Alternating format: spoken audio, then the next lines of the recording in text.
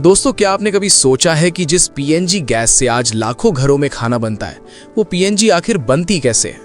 आप रोज अपने घर में गैस चूल्हा जलाते हैं, खाना बनाते हैं, लेकिन क्या आपने कभी सोचा कि ये गैस आपके घर तक पहुंचती कैसे है? क्या ये भी सिलेंडर की तरह कहीं भरकर लाई जाती है, या फिर इसके पीछे कोई और ही कहानी छुपी हुई है? आज के समय में जब हर चीज स्मार्ट और आसान हो रही है, उसी तरह गैस सिस्टम भी बदल रहा है। पहले जहां हर घर में एलपीजी सिलेंडर आता था, वहीं अब धीरे धीरे पीएनजी यानी पाइप्ड नेचुरल गैस का इस्तेमाल बढ़ता जा रहा है। लेकिन असली सवाल ये है, ये पीएनजी गैस आती कहां से है? क्या ये भी सीएनजी की तरह ही होती है? और आखिर पाइप के जरिए ये गैस हमारे घर तक कैसे पहुंचती है? और दोस्तों, आगे बढ़ने से पहले एक छोटा सा सवाल, एलपीजी सिलेंडर और पीएनजी में आखिर फर्क क्या है? बहुत आसान भाषा में समझिए। एलपीजी यानी लिक्विफाइड पेट्रोलियम गैस सिलेंडर में भरी हुई गैस होती है, जिसे आपको खत्म होने पर बदलना पड़ता है। वहीं पीएनजी यानी पाइप्ड नेचुरल गैस पाइपलाइन के जरिए सीधे आपके घर तक आती है। न सिलेंडर का झंझट, न बार बार बुकिंग की जरूरत। एक और बहुत ही जरूरी और दिलचस्प फर्क समझिए। पीएनजी और एलपीजी के बीच सबसे बड़ा अंतर होता है उनकी डेंसिटी यानी भारी या हल्की होने का। पीएनजी यानी नेचुरल गैस हवा से हल्की होती है। इसका मतलब अगर कहीं गैस लीक हो जाए तो ये ऊपर की तरफ उड़ जाती है और जल्दी फैल जाती है। वहीं एलपीजी हवा से भारी होती है, यानी अगर एलपीजी लीक हो जाए तो ये नीचे जमीन पर जमा होने लगती है। और यही वजह है कि एलपीजी लीकेज ज्यादा खतरनाक हो सकता है, क्योंकि ये एक जगह इकट्ठा होकर ब्लास्ट का खतरा बढ़ा देता है। आपने कई बार खबरों में भी सुना होगा कि एलपीजी सिलेंडर फटने की घटनाएं होती रहती हैं, जबकि पीएनजी में ऐसा खतरा काफी कम होता है, क्योंकि ये जल्दी फैल जाती है और जमा नहीं होती। इसलिए सेफ्टी के हिसाब से देखा जाए तो पीएनजी को एलपीजी से ज्यादा सुरक्षित माना जाता है। अब दोस्तों, इतना समझ गए तो चलिए असली कहानी शुरू करते हैं। दोस्तों, पीएनजी गैस को समझने के लिए सबसे पहले हमें समझना होगा इसका बेस यानी नेचुरल गैस। क्योंकि पीएनजी कोई अलग गैस नहीं है, बल्कि वही नेचुरल गैस है जो पाइपलाइन के जरिए सीधे आपके घर तक पहुंचती है। अब सवाल उठता है, नेचुरल गैस बनती कैसे है? दोस्तों, नेचुरल गैस भी एक फॉसिल फ्यूल है, यानी इसकी कहानी भी लाखों साल पुरानी है। बहुत समय पहले पृथ्वी पर बड़े बड़े जंगल, समुद्री जीव और पेड़ पौधे हुआ करते थे। किसी प्राकृतिक आपदा जैसे बाढ़, ज्वालामुखी या भूकंप के कारण ये जीव जंतु और पौधे मिट्टी के नीचे दब जाते थे। समय के साथ इन पर मिट्टी और पत्थरों की मोटी परतें जमती चली गईं। अब सोचिए, लाखों साल तक दबे रहने के कारण इन पर कितना ज्यादा दबाव और गर्मी पड़ी होगी। ऑक्सीजन की कमी और लगातार बढ़ते तापमान और प्रेशर के कारण ये धीरे धीरे रासायनिक बदलाव से गुजरते हैं और आखिर में यही बदल जाते हैं नेचुरल गैस, क्रूड ऑयल और कोल में। नेचुरल गैस में सबसे ज्यादा मात्रा होती है मीथेन की। ये गैस बहुत हल्की, साफ और जल्दी जलने वाली होती है। इसी वजह से इसे ईंधन के रूप में इस्तेमाल किया जाता है।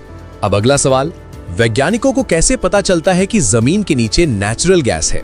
इसके लिए इस्तेमाल होता है एक खास तरीका, साइस्मिक सर्वे।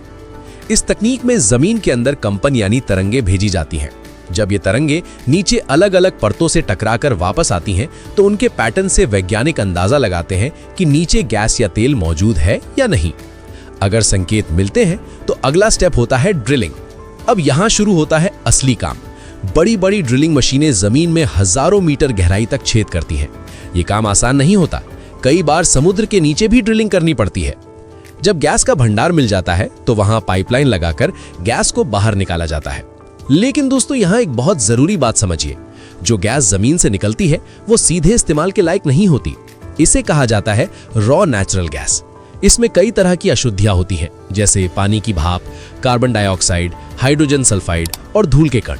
अब अगर इस गैस को ऐसे ही इस्तेमाल किया जाए तो ये खतरनाक भी हो सकती है और मशीनों को नुकसान भी पहुंचा सकती है। इसलिए अगला स्टेप होता है gas processing. Raw natural gas को एक प्रोसेसिंग प्लांट में भेजा जाता है। यहाँ कई स्टेप्स में इसे साफ किया जाता है। सबसे पहले गैस से पानी की नमी हटाई जाती है, क्योंकि नमी पाइपलाइन में जंग लगा सकती है। इसके बाद कार्बन डाइऑक्साइड और हाइड्रोजन सल्फाइड जैसे जहरीले तत्व निकाले जाते हैं। हाइड्रोजन सल्फाइड खास तौर पर बहुत खतरनाक गैस होती है। इसकी बदबू सड़े अंडे जैसी होती है। इसके बाद गैस को और रिफाइन किया जाता है ताकि उसमें मुख्य रूप से सिर्फ मीथेन बच जाए। अब ये गैस काफी हद तक शुद्ध हो चुकी होती है। अब यहाँ आता है एक छोटा सा ट्विस्ट। यही गैस आगे चलकर अलग अलग तरीकों से इस्तेमाल होती है। अगर इसे हाई प्रेशर पर कंप्रेस किया जाए तो बनती है सीएनजी, और अगर इसे पाइपलाइन के जरिए भेजा जाए तो बनती है पीएनजी। यानी गैस वही है, बस इस्तेमाल करने का तरीका अलग है। अब शुरू होता है पीएनजी का असली सफर। डिस्ट्रीब्यूशन यानी वितरण। दोस्तों, पीएनजी का पूरा सिस्टम एक बहुत बड़े नेटवर्क पर काम करता है जिसे कहा जाता है सिटी गैस डिस्ट्रीब्यूशन नेटवर्क। इस नेटवर्क को भारत में कई कंपनियां संभालती हैं, जैसे इंद्रप्रस्था गैस लिमिटेड, महानगर गैस लिमिटेड और गेल। अब समझते हैं ये पूरा सिस्टम कैसे काम करता है। सबसे पहले नेचुरल गैस को बड़े बड़े ट्रांसमिशन पाइपलाइनों के जरिए अलग अलग शहरों तक भेजा जाता है। ये पाइपलाइन सैकड़ों हजारों किलोमीटर लंबी होती हैं और जमीन के नीचे बिछी होती हैं। इनमें गैस हाई प्रेशर में बहती है। अब जब गैस शहर के पास पहुंचती है तो उसे सीधे घरों में नहीं भेजा जाता। सबसे पहले ये गैस एक सिटी गेट स्टेशन यानी CGS में जाती है। यहाँ गैस का प्रेशर कम किया जाता है क्योंकि घरों में हाई प्रेशर गैस भेजना बहुत खतरनाक हो सकता है। इसके बाद गैस छोटे छोटे पाइपलाइनों के नेटवर्क में भेजी जाती है। अब ये गैस धीरे धीरे हर कॉलोनी, हर गली और हर घर तक पहुंचने लगती है। अब आपके घर की बारी आती है। जब PNG कनेक्शन लिया जाता है तो आपके घर तक एक पतली पाइपलाइन लाई जाती है। घर के बाहर एक मीटर लगाया जाता है, ठीक वैसे ही जैसे बिजली का मीटर होता है। ये मीटर मापता है कि आपने कितनी गैस इस्तेमाल की। इसके बाद गैस सीधे आपके किचन में लगे चूल्हे तक पहुंचती है और जैसे ही आप नॉब घुमाते हैं गैस तुरंत जल जाती है। अब एक बहुत ही दिलचस्प बात, नेचुरल गैस असल में बिना गंध की होती है, यानी इसमें कोई स्मेल नहीं होती। लेकिन PNG में आपको हल्की बदबू जरूर आती है। ऐसा इसलिए किया जाता है ताकि अगर कहीं गैस लीकेज हो तो आपको तुरंत पता चल जाए। इसके लिए गैस में एक खास केमिकल मिलाया जाता है जिसे ओडोरेंट कहते हैं। इसकी गंध बहुत तेज होती है जिससे सुरक्षा बनी रहती है। अब बात करते हैं PNG के फायदे।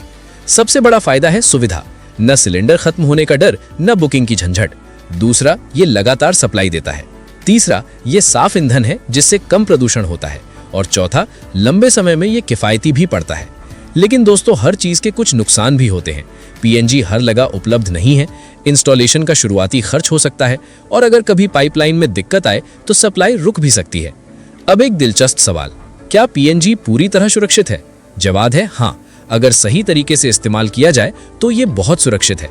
इसमें कई तरह के सेफ्टी सिस्टम होते हैं, जैसे pressure control, automatic cut off और लीकेज डिटेक्शन।